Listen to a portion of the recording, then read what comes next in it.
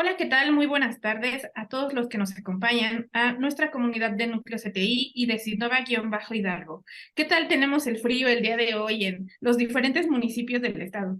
Bueno, como ustedes saben, también estamos llegando ya a otros países, así que pues bueno, esperemos que estas temperaturas no estén predominando por todos lados. Y pues bueno, el día de hoy en nuestra sección de Coloquium tenemos a un invitado muy especial que nos trae un tema sobre aplicaciones del análisis de Fourier a materia activa inorgánica. Y pues bueno, tenemos con nosotros hoy al doctor Cecilio Tapia Ignacio. Vamos a saber un poquito más acerca de él.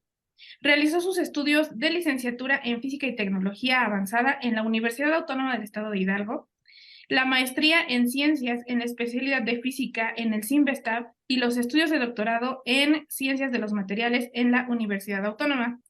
Realizó su postdoctorado en la UAM Iztapalapa en 2019 y a partir del 1 de diciembre de 2022 a la fecha es postdoctorante en el Instituto de Ciencias Nucleares de la UNAM.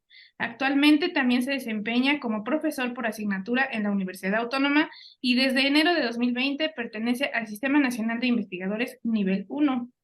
En octubre de 2023 fue distinguido con el Best Researcher Award for the Contribution of Honorable Achievement in Innovative Research for International Research Awards on New Science Inventions. Pues bienvenido, doctor. Este espacio es para usted y pues bueno, denos a conocer un poco más sobre este interesante tema. Gracias por la presentación y en breve la expongo.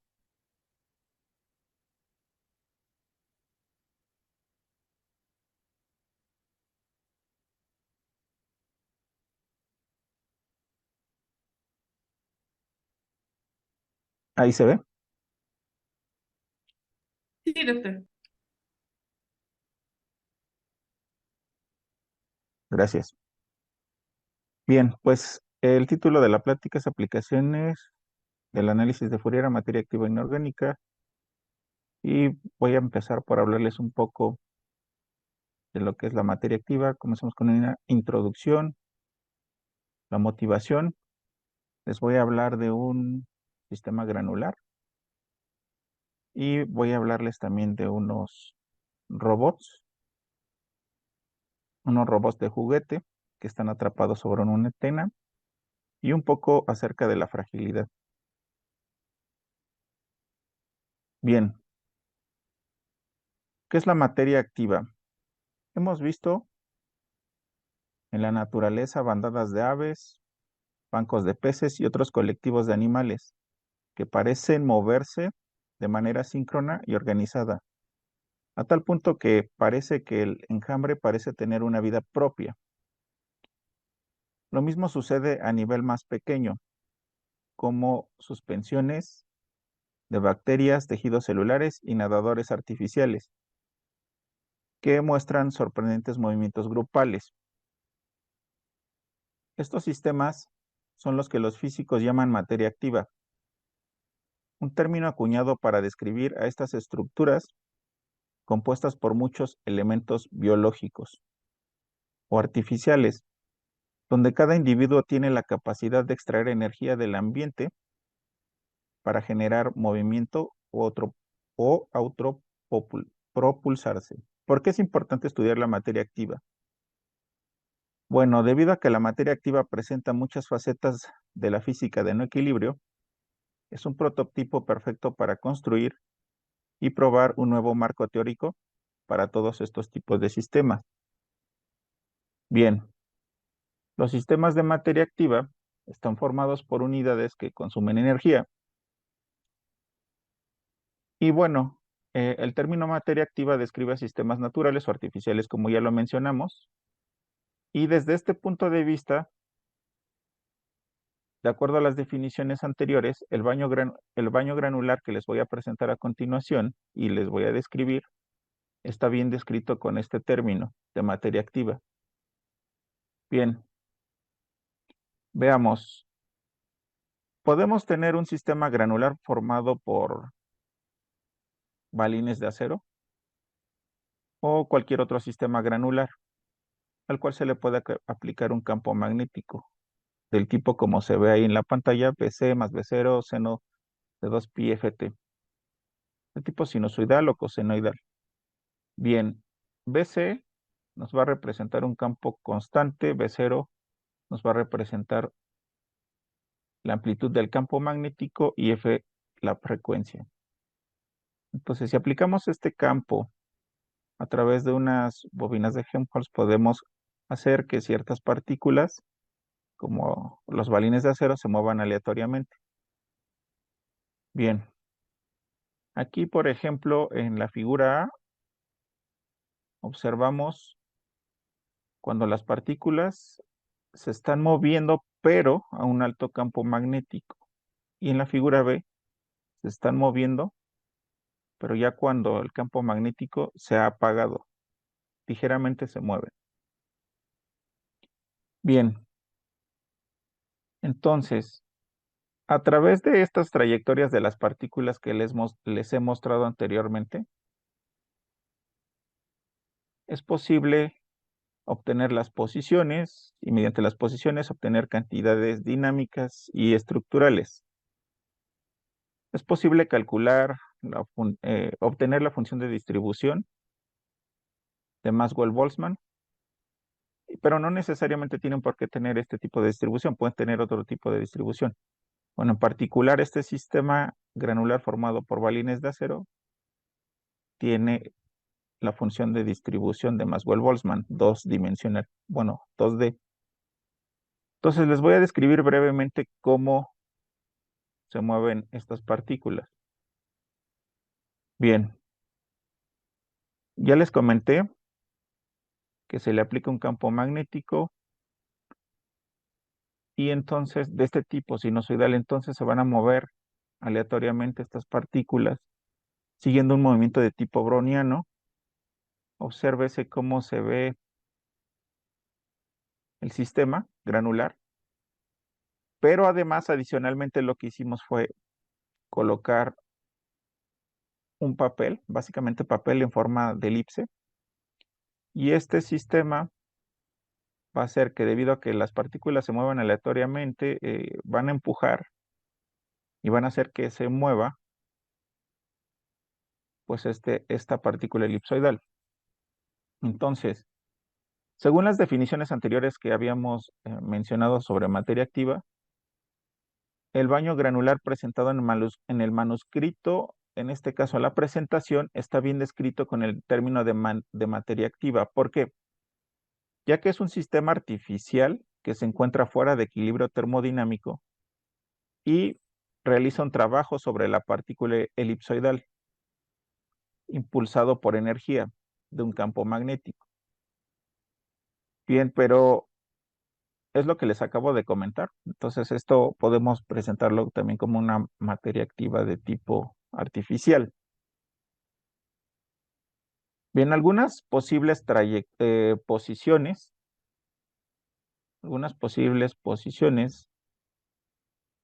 en el eje X podemos observarlas en la figura A, B, C y D. También en la posición radial, es decir, cómo se va moviendo el ángulo. Estas son las trayectorias típicas que se observan.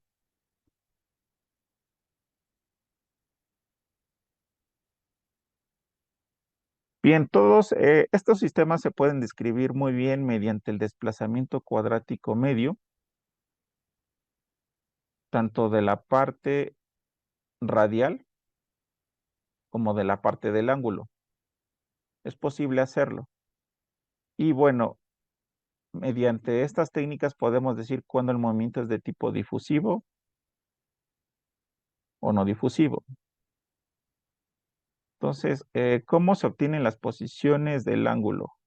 Bueno, aquí un esquema, un diagrama. Estas partículas imprimen un movimiento a la partícula elipsoidal, como ya lo dijimos, entonces esta se va a ir moviendo. Aquí hay algunas posibles posiciones. Entonces este ángulo se va a ir registrando respecto del tiempo. Bien, entonces vamos a tener la posición del ángulo respecto del tiempo y a esto podemos aplicarle el desplazamiento cuadrático Más bien, y a partir de esto podemos obtener el desplazamiento cuadrático medio de la parte del ángulo. Pero quisiera mostrarles que también, como les mostraré más adelante, que es posible aplicar la serie de Fourier para describir el movimiento. Todo esto comenzó, por ejemplo, cuando con algunos colaboradores estábamos estudiando únicamente el sistema granular, es decir, únicamente los balines de acero, cómo se estaban moviendo. Queríamos describir el movimiento, si realmente era browniano o en qué browniano o en qué momento dejaba de serlo. Entonces se comenzó con los análisis de Fourier inicialmente para esas partículas, pero luego se extendió entonces ahora cuando ya tenemos la partícula elipsoidal. Entonces aquí les voy a mostrar unos videos para que más o menos se den una idea de cómo se mueven. A ver, permítame un momento.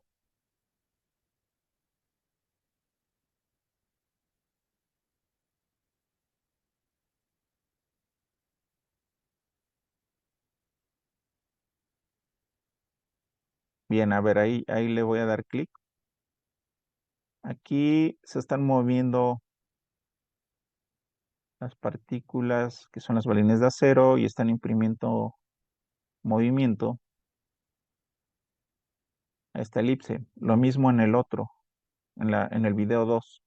Solo que, por ejemplo, para el primer caso es un alto campo magnético, es decir, un alto campo magnético V0, amplitud del campo magnético, mientras que en el otro es una cantidad más baja, del orden de 48 Gauss aproximadamente. Bien, aquí la concentración de partículas es de 0.17 aproximadamente. Entonces observe que conforme transcurre el tiempo, esta partícula elipsoidal pues se mueve y se sigue moviendo, pero en el segundo caso, en el video 2, por momentos se detiene y luego vuelve a moverse. Bien, entonces lo que tratamos de averiguar es hasta qué punto estas partículas dejaban de perder el movimiento browniano o en qué momento se presentaba el movimiento de tipo browniano. Ya he estado mencionando al movimiento browniano, pero ¿qué es el movimiento browniano? Eh, en términos prácticos podemos decir que es el movimiento azaroso de las partículas. Entonces, cuando las partículas se mueven aleatoriamente, eso se podría entender como el movimiento browniano. Bien, entonces continuamos. Aquí les presento otros videos,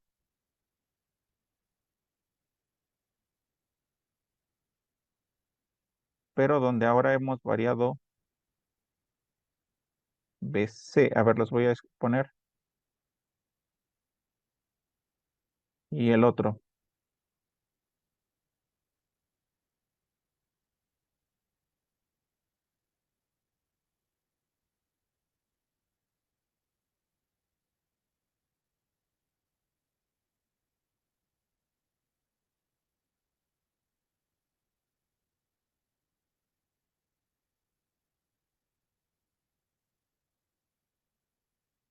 Bien, ahí los dejaré un momento.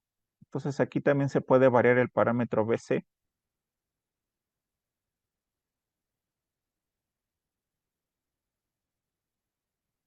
que es un campo magnético constante. Y bueno, con esto más o menos se dan una idea de cómo se va moviendo esta elipse a lo largo del tiempo. Entonces continuamos. Entonces obtenemos las posiciones en X, en Y, y también cómo se está moviendo en la parte radial y en la parte angular entonces. Bien, entonces ya había mencionado antes que, por ejemplo, se puede obtener el desplazamiento cuadrático medio para describir a este sistema. Pero ahora lo que nosotros hicimos y con una motivación que ya teníamos, que era obtener o aplicar el análisis de Fourier al baño granular, entonces también lo hicimos, pero para esta elipse. Entonces, por ejemplo, aquí tenemos algunos espectros de Fourier en la dirección X. Entonces, observe las gráficas. Es posible calcular las pendientes y entonces obtener parámetros beta de Fourier. Estos parámetros beta de Fourier te van a decir en qué regiones podrías tener movimiento browniano, cuándo podrías perderlo. Entonces, observe, beta igual a 2 o aproximadamente 2 implicaría que se tiene un movimiento de tipo browniano. Entonces, vean los números, por ejemplo, 1.95, 2.17, 2.13. Los que están muy próximos a 2 podría indicar que en esas condiciones de los parámetros tenemos movimiento browniano. Bien, continuamos. Aquí tenemos otros. Entonces observe que algunos son del orden de cercanos a 2, pero otros no necesariamente. Bien, entonces en lo que hemos estado haciendo es ahora aplicar estas técnicas a estos sistemas de materia activa. Y bueno, para no aburrirlos con más gráficas, simplemente comentarles que todo lo que se ha hecho anteriormente para describir estos sistemas de materia activa es con el desplazamiento cuadrático medio, con la ecuación de Langevin, entre otras técnicas. Pero hasta el momento, más bien hasta el momento no se había aplicado estas técnicas a materia activa, hasta donde yo sé. Y entonces esto es un método novedoso, aplicado, claro, a materia activa. Y bueno, hay mucha investigación en esta área actualmente. Y bueno, continúo para no aburrirlos con más gráficas. ¿Cuál sería la conclusión? Pues que con la técnica de análisis de Fourier es posible establecer regiones en donde podemos tener un movimiento de tipo browniano y cuándo podríamos perderlo.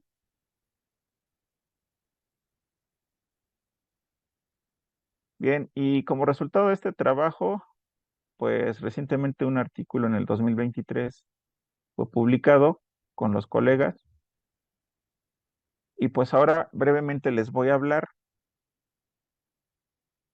de unos robots atrapados sobre una antena dish. Bueno, una antena. Les hablaré brevemente de la idea de este sistema.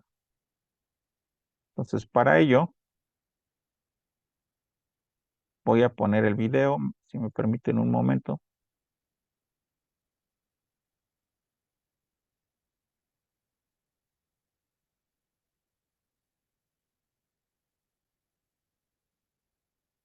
Entonces, aquí tenemos un sistema donde, por ejemplo, tenemos una antena parabólica y entonces ponemos a este robot que está atrapado en esta antena en una superficie con rugosidad y en una superficie sin rugosidad. Bien, observamos que cuando esta antena tiene rugosidad, el sistema se comporta muy cercano al browniano, pero cuando no tiene rugosidad, de hecho no se comporta así. Entonces, lo que restaría es describirles brevemente que aquí, por ejemplo, en este trabajo, fue describir al sistema mediante el desplazamiento cuadrático medio y el mean square displacement,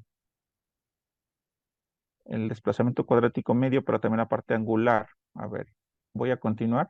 Aquí observan más o menos cómo se mueve esta partícula. Aquí fue el estudio de una sola partícula. Aquí esta partícula se está autopropulsando, entonces por eso es un sistema de materia activa de tipo inorgánico. A ver, voy a continuar.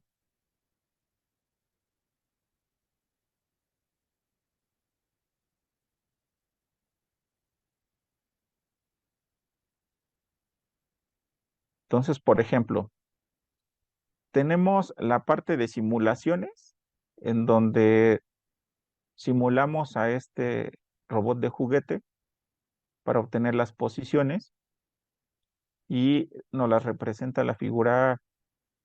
En la parte B, pues tenemos la parte experimental. Y aquí cuando la superficie está con rugosidad. Y digamos que en la figura C es en la superficie sin rugosidad. En la superficie sin rugosidad, este juguete solo da vueltas y parece no presentar un movimiento aleatorio. Entonces, obtenemos la parte de simulación, experimento y un modelo autoalineado. Bien, básicamente, ¿qué es la ecuación de Langevin? Solo comentarles esa parte. Y para no entrar tanto en detalle, comentarles que al observar las cantidades medidas, tanto experimentales como de simulación y de teoría, parecen concordar. Entonces, esta es una ecuación que puede describirnos el sistema de manera teórica. Bien. Pero como ya les dije, al ser de divulgación no voy a entrar en detalles en esta parte y comentarles, esta es la teoría, y aquí en estas gráficas observamos que conforme transcurre el tiempo, en el desplazamiento cuadrático medio, la teoría y simulaciones y también el experimento coinciden completamente. Pero para el caso de el valor promedio de v cuadrada, solo en el orden, como a grandes órdenes se ve que pueden coincidir las tres.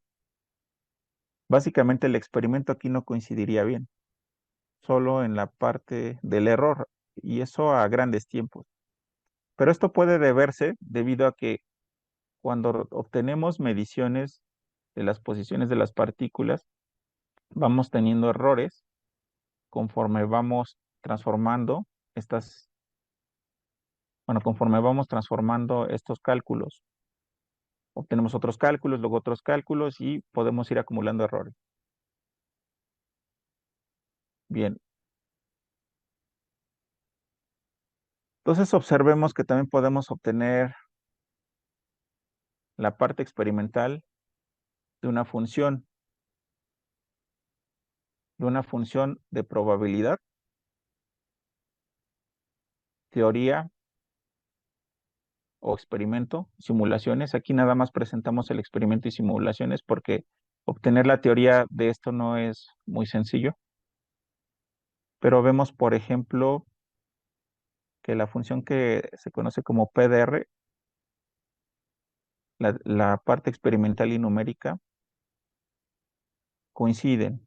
Aquí, por ejemplo, se hicieron 100 realizaciones de este experimento.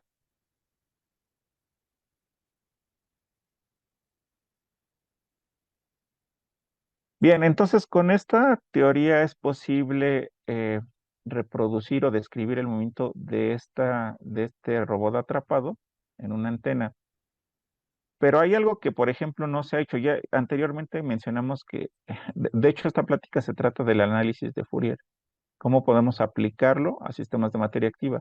Pues de momento no se ha realizado de que estas técnicas de análisis de Fourier lo apliquemos a este sistema de materia activa de una sola partícula. También se podría hacer. Entonces, esto es lo que se puede trabajar actualmente para este sistema, pero adicionalmente se puede analizar para más partículas, porque ahorita, por ejemplo, se ha analizado para una sola partícula en esta antena, pero en realidad para n partículas no se ha realizado. Entonces, estas mismas técnicas se pueden aplicar, pero ahora n partículas. Entonces, espero que mis colaboradores y yo pronto podamos hacerlo. Y bueno, este fue un trabajo del 2021 Y bueno, todavía creo que hay tiempo. Entonces, voy a hablarles brevemente de la fragilidad y lo que son un líquido fuerte. Bien. Entonces, esta gráfica que nos representa, tenemos esta figura 16, en donde se grafica el logaritmo de la viscosidad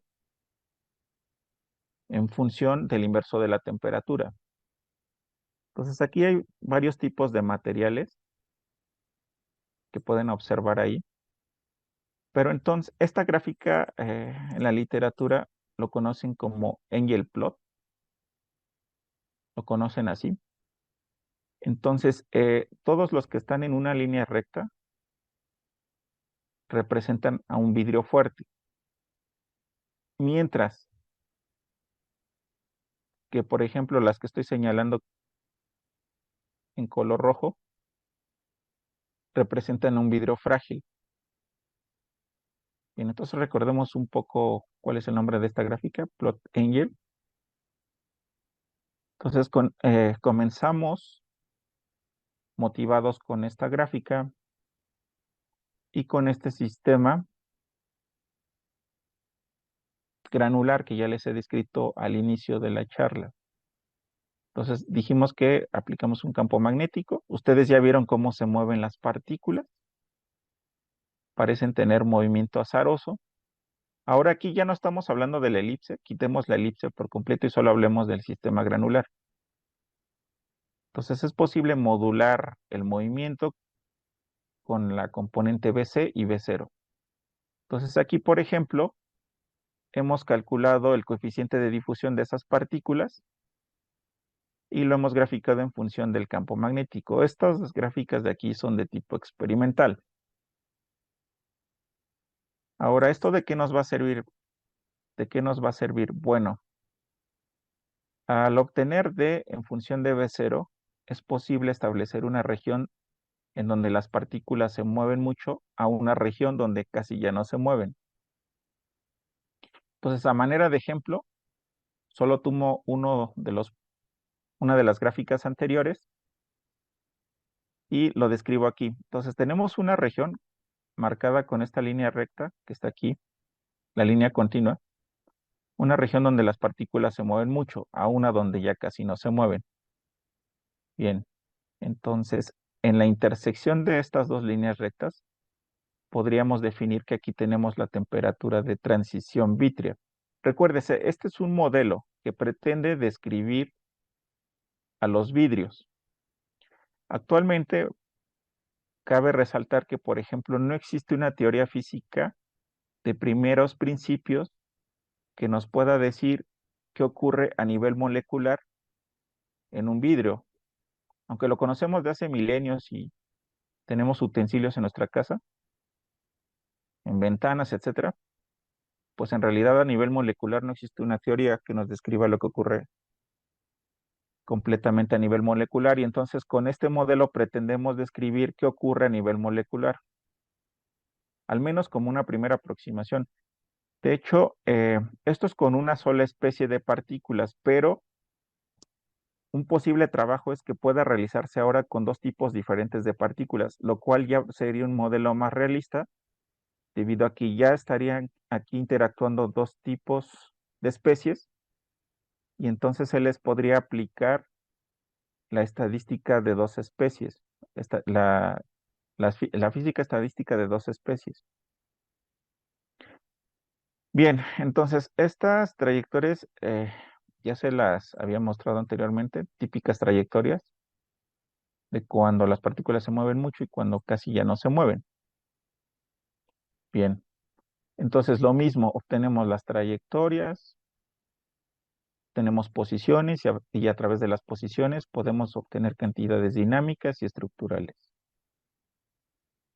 Entonces, cuando nosotros graficamos el logaritmo del campo magnético B0 que representa la amplitud o la temperatura y graficamos en función del inverso de la temperatura, que para nosotros, vuelvo a repetir, B0 es nuestra temperatura, obtenemos este comportamiento de tipo lineal, le hacemos ajustes lineales y entonces calculamos la pendiente. ¿Por qué calculamos la pendiente? La pendiente nos va a indicar el índice de fragilidad. El índice de fragilidad nos va a decir qué tipo de vidrio tenemos. Bien. Entonces, se puede obtener con esta expresión matemática que muestro aquí. Entonces, simplemente para no aburrirlos con ecuaciones, comentarles. El índice de fragilidad nos va a decir qué tipo de vidrio tenemos. Entonces, obtenemos esta cantidad y entonces de momento comentarles que este modelo granular se apega muy bien a una teoría que, por ejemplo, aquí les dejo la referencia de estos autores que están aquí en la figura B, 21B. Se apega a una de esas teorías que ellos proponen y entonces, por ejemplo, los puntos en negro son los experimentos que nosotros obtuvimos, pero esta en línea en color azul se apega a la teoría de estos científicos y es la curva en azul que se muestra aquí, de hecho. Pero en el experimento con este modelo también puede, como se observa aquí, se ajusta, ¿no? Claro, evidentemente hay algunos errores, pero parece tener esa tendencia. Entonces, esta es la última parte que estoy trabajando o estamos trabajando ahora. Estamos trabajando ahora y pretendemos, pues, enviarlo a revisión. Y bueno, nada más comentarles que aparentemente este es un buen sistema para, pues, para describir a vidrios de tipo fuerte o frágil. Entonces, por ejemplo, ahora de los experimentos que nosotros obtuvimos, si recuerdan un poco y permítanme regresar al inicio, que tenemos esta gráfica llamada Angel Plot. Comenzamos con la motivación, con esta motivación, y entonces nosotros experimentalmente con este modelo, aparte de que ya les dije que parece coincidir con la teoría de estos científicos, entonces obtenemos esta gráfica que es Angel Plot. Claro, aquí se ve todo amontonado porque, bueno, son varias gráficas, pero si graficáramos cada una de ellas, tendría esa tendencia. Y bueno, como les había comentado, próximamente esperamos enviar este trabajo y comentarles que entonces con estas partículas podemos obtener también la función de distribución radial. La función de distribución radial simplemente nos dice cómo están ordenadas las partículas, a través de la distancia. Y es posible con algunas ecuaciones de cerradura calcular el potencial efectivo. El potencial efectivo nos va a decir qué tipo de interacción tienen estas partículas y en general, para ya no aburrirlos más, comentarles que a este sistema del vidrio, espero también en algún trabajo posterior aplicarles las técnicas de Fourier, pero de momento como pues también tenemos otras actividades, pues no lo hemos realizado, pero espero realizarlo pronto. Aquí están algunas referencias. Mis colaboradores, pues uno es Mario Sandoval, que se encuentra en la Universidad de la UAM Iztapalapa, el doctor Fernando Donado, de la Universidad Autónoma Estado de Hidalgo, el maestro Gamaliel Torres Vargas, que de momento está en ciencias de datos, y bueno, y también está Francisco López, que está a punto de doctorarse también, y bueno, de momento tengo esos colaboradores, pero si algún estudiante de licenciatura o de maestría está interesado en desarrollar una tesis, pues con mucho gusto pueden enviarme un mensaje por correo. Aquí está mi correo. Y bueno, muchas gracias por su atención. Espero haberme explicado lo más sencillo posible. Y bueno, si hay alguna pregunta, pues por aquí estaré. Muchas gracias. Muchas gracias, doctor. La verdad es que es un tema muy interesante. Hay muchas aplicaciones que han salido a través del estudio de sistemas fundamentales. Y pues bueno, tenemos algunas preguntas. Eh, Nos preguntan, cuando inicia su investigación, ¿por qué decide elegir la ecuación de Fourier, sabiendo que existen diferentes ecuaciones que podrían describir el movimiento de partículas? ¿Por qué la de Fourier? Muy bien. Inicialmente todas estas descripciones de movimiento browniano se pueden realizar con el desplazamiento cuadrático medio. Es lo que típicamente se realiza en los sistemas donde hay muchas partículas o una partícula, pero aquí tratamos de hacer algo un poco diferente y por esa razón la elegimos. Es decir, queríamos ver si estas técnicas también nos sirven para describir el movimiento browniano y si es muy sencillo de utilizarlo o no, y ver en qué momento también se pierde este movimiento browniano. Y nos dimos cuenta que en realidad las técnicas de Fourier en ocasiones suelen ser más prácticas de aplicar. Entonces, por esa razón lo elegimos. Ok, doctor. Nuestra siguiente pregunta, la comprensión de los comportamientos de este tipo de sistemas, ¿qué posible aplicación podrían tener?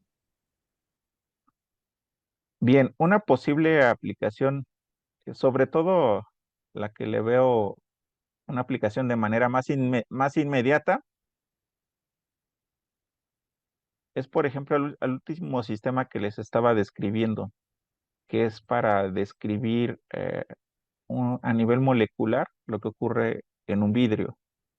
Porque como comentaba, no existe una teoría de primeros principios que describe lo que ocurre a nivel molecular. Entonces, con este sistema granular experimental se pretende describir lo que ocurre a nivel molecular, porque si uno entiende completamente lo que sucede, posteriormente puede hacer aplicaciones muy prácticas, pues ya para sistemas que se estén diseñando, en este caso un vidrio, por ejemplo, tal vez que resista más, que tenga otras posibles aplicaciones, podría ser esa, más que nada. Entonces, eso es algo que yo le veo una posible aplicación más realista, es en este último trabajo que les presenté. Ok, doctor, muy bien. Nos preguntan qué tipo de software está utilizando para sus simulaciones y cuál es su fundamento. Es decir, existen diferentes tipos de software para la simulación que hacen iteraciones, ¿no? Bueno, el suyo, ¿en qué se fundamenta?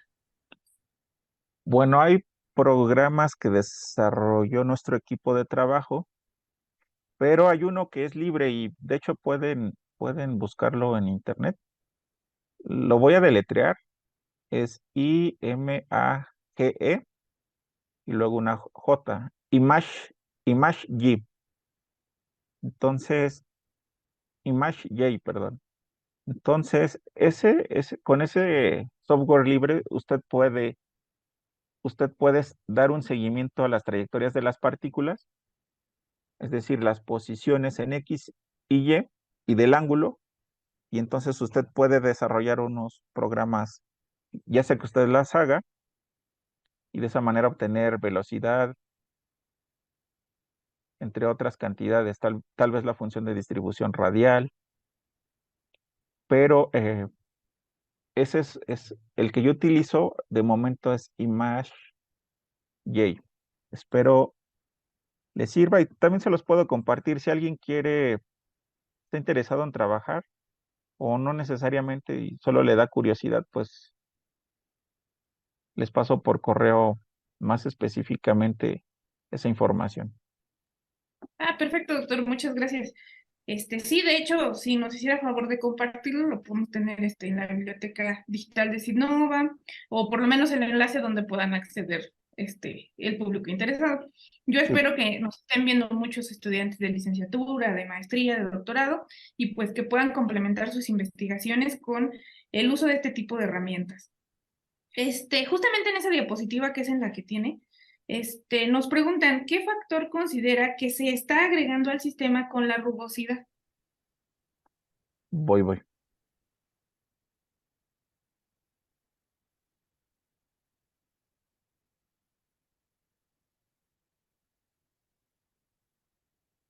Bueno, como ya habíamos mencionado, con la rugosidad se observa que un movimiento de tipo aleatorio, ¿no? Mientras que sin rugosidad no.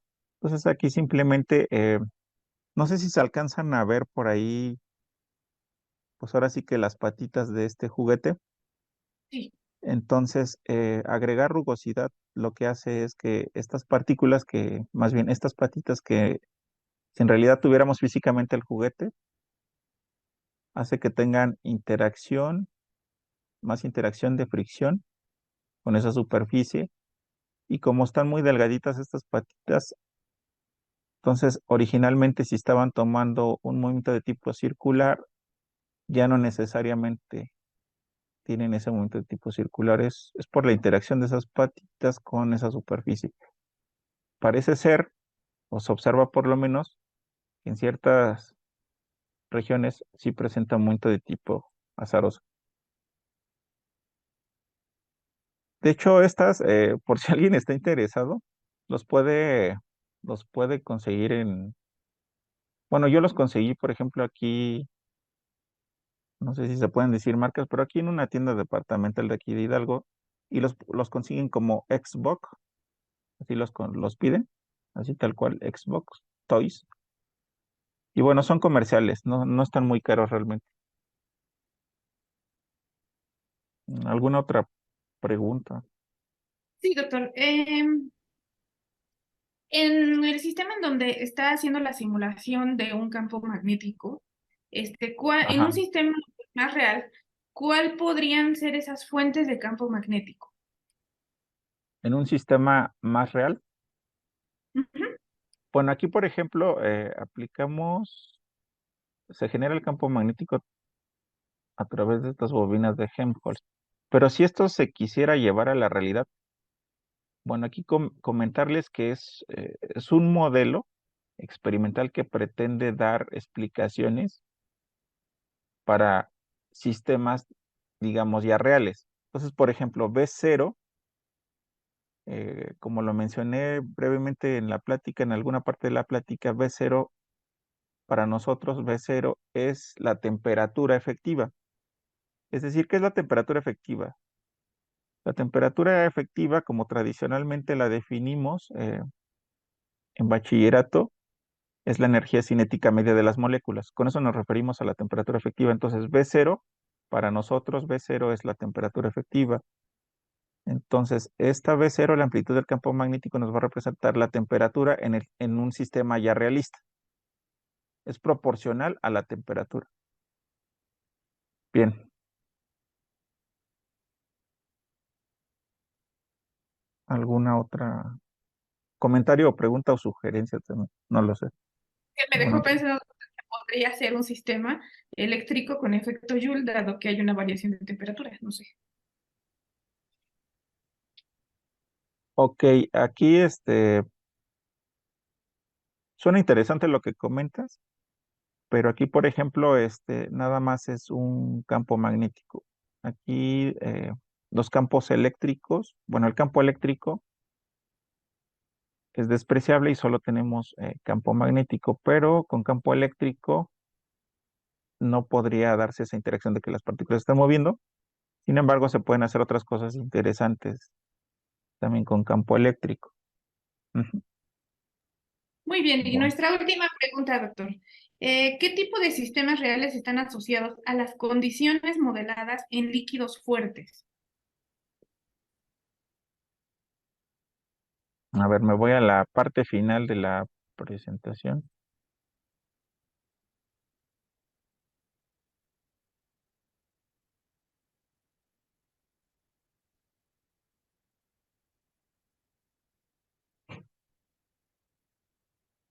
Bueno, aquí había mencionado que, por ejemplo, la teoría coincide con este sistema granular que hemos propuesto, ¿no? Digamos que es lo más relevante que ahorita hemos obtenido hasta el momento. Solo falta que pase por la revisión por pares. Y entonces, ya al describir un sistema de tipo realista, que es el tipo frágil, este es un buen sistema para modelar vidrios frágiles. Los vidrios frágiles, recordando, son los que tienen este comportamiento, que sería la gráfica que estoy justamente ahora señalando. Entonces, que si lo observamos ya en la realidad, describe, por ejemplo, al terpentil o terpentil, y, por ejemplo, también al dióxido, al dióxido de germanio, por ejemplo. Entonces, significaría que podría describir a esos sistemas ya bueno, en sistemas reales, a vidrios en sistemas reales. Entonces, en la realidad podría describir a ese tipo de materiales. Bien, entonces, pues muchas gracias por las preguntas. Muy bien, perfecto, doctor. Pues le agradecemos mucho su participación y pues esperemos que no sea la única vez que nos pueda acompañar en este tipo de charlas virtuales. Ojalá nos pueda seguir en Núcleo CTI, en Sinova-Hidalgo, dado que damos difusión a todos los investigadores del estado de Hidalgo. Y pues bueno, agradecemos al doctor Francisco Patiño por abrir estos espacios para la difusión y divulgación de la ciencia en redes sociales. Muchas gracias, doctor. Gracias a ustedes por la invitación y muchas gracias. Hasta luego.